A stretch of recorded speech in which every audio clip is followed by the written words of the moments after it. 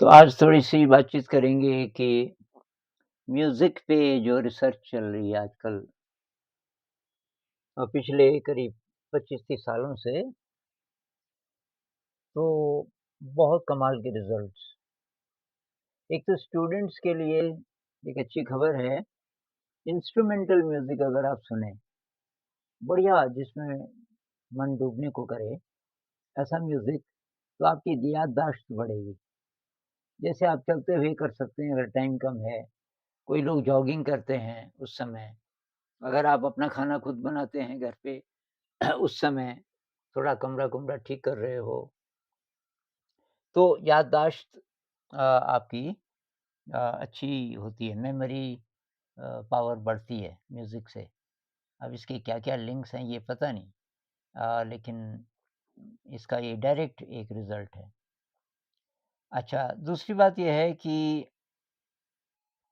आपका concentration power बढ़ता है। अ, फ़ोकस बढ़ता है, किसी भी चीज़ में मन फ़ोकस्ड हो सकता है। अगर अगर आप म्यूज़िक सुनें और ये नेचर के म्यूज़िक से भी होता है।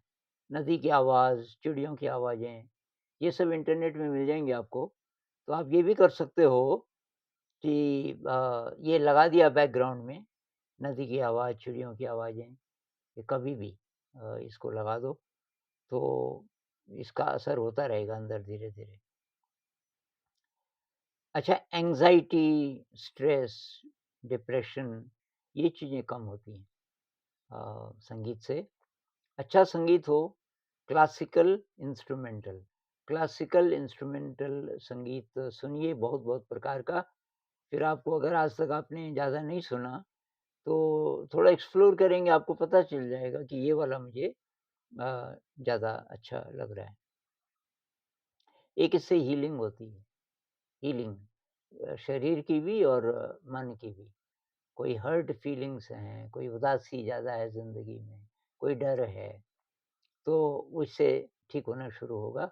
शरीर में किसी भी प्रकार की चीज़ है मान लीजिए कि कोई रोग है, आप दवाई ले रहे हैं, कुछ भी तो उसका दवाई वगैरह का असर फ़ास्ट हो जाएगा इसके कारण। तो अ, थोड़ा और गहरे इसमें जाएँ कि ये क्यों होता है? तो एक तो 2 किताबें मैं सजेस्ट करता हूँ। एक तो ओलिवर सैक्स हैं कोई, उनकी किताब है कमाल की म्यूज़िकोफीलिया म्यूज़िकोफीलिया ओलिवर सैक्स की और इसी पर एक फ़िल्म भी बनी है यूट्यूब में वो फ़िल्म भी आप देख सकते हो। वो फ़िल्म मैंने देखी है किताब तो नहीं पढ़ी पर फ़िल्म देखी है, बहुत कमाल की फ़िल्म है, जिसका नाम है म्यूज़िकोफीलिया और एक किताब है डॉक्टर कैंडेस पर्ट इसका मैंने ज़िक्र एक वीडियो में किया था कुछ दिन पहले, डॉक्टर कैंडेस पर्ट और इनकी किताब का नाम है molecules of emotion molecules of emotion ये भी कमाल की किताब है। तो ये क्या कहती है कैंडेस पर्ट क्या कहती है कि हमारी जो यादें हैं, तो वो केवल ब्रेन में नहीं स्टोर होती, हमारी बहुत सारी जो यादें हैं, वो शरीर में स्टोर होती हैं। और वो बोलती है कि the body is the unconscious mind जिसको साइकोलॉजी में अनकॉन्शियस माइंड कहते हैं, अचेतन मन जो बहुत पावरफुल है, बहुत ज़्यादा पावरफुल अ, उसको एक्सेस करने का एक तरीका है कि आप अपने शरीर को जागृत करो। तो कैसे? म्यूज़िक से। एक म्यूज़िक है उसका तरीका, एक मेडिटेशन है। ये जो विपस्सना मेडिटेशन है, इसमें हम क्या करते हैं? शरीर पे ध्यान लगाते हैं। तो शरीर पे जो ध्यान लगाते हैं, उससे शरीर की ये शक्ति जागती है।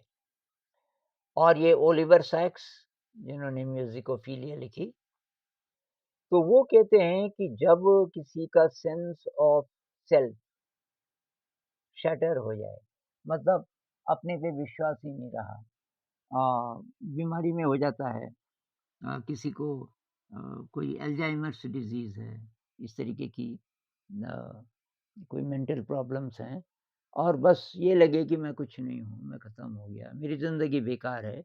वो जो अपने पे विश्वास ख़त्म हो गया, वो वापस आने लगता है और इसके एग्ज़ाम्पल्स हैं। अगर आप वो फ़िल्म देखेंगे ओलिवर सैक्स की तो उसमें एक-एक से चीज़ें हैं।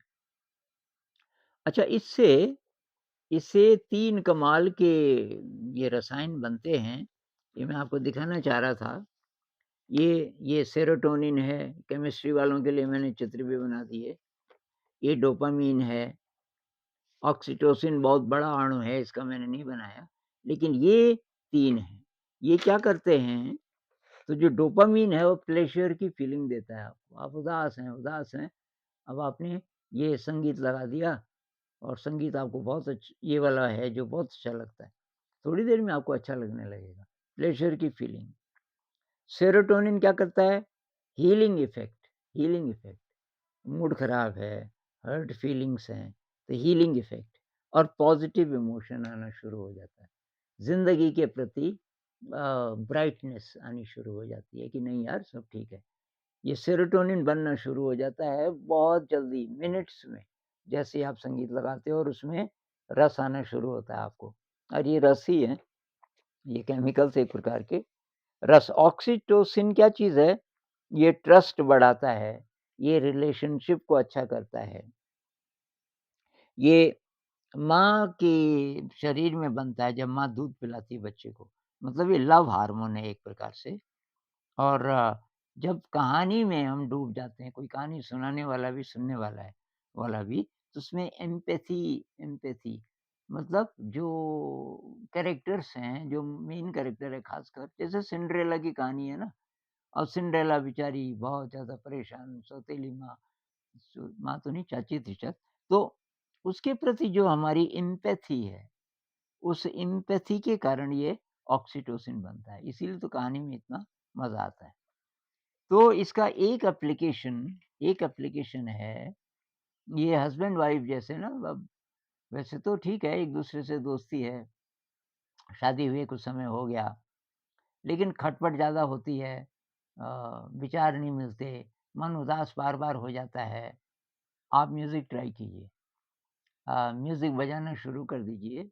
उस समय ये भूल जाइए कि इसलिए बजा रहे हैं कि मूड अच्छा हो जाएगा या फिर हम बातचीत करने लगेंगे, कुछ घंटों से बातचीत नहीं हो रही है, ये कुछ नहीं।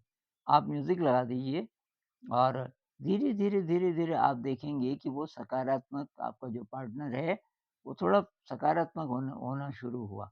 अब धीरे से आप भी और ज़्यादा सकारात्मक हो गए और फिर धीरे-धीरे पता चला कि दोनों के दोनों एक साथ हँसने लग गए।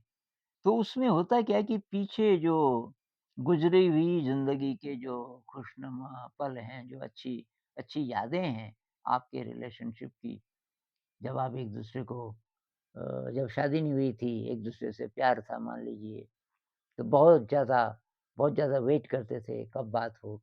वो जो क्षण हैं, उनकी यादें वापस आ जाती हैं। उनकी जो यादें हैं वो अ, वो अंदर ही अंदर काम करने लग जाती हैं और वो बॉन्डिंग का काम करते हैं। आप दोनों के बीच में दोबारा से फिर बहुत अच्छी फीलिंग बन जाएगी और ये अगर आप रोज़-रोज़ करोगे तो झगड़े की स्थितियाँ कम आएँगी। कहीं खटपट हो भी गया तो बहुत जल्दी रिज़ॉल्व हो जाएगा, ज़्यादा बड़ा झगड़ा नहीं होगा। तो ये आप ट्राई कीजिए।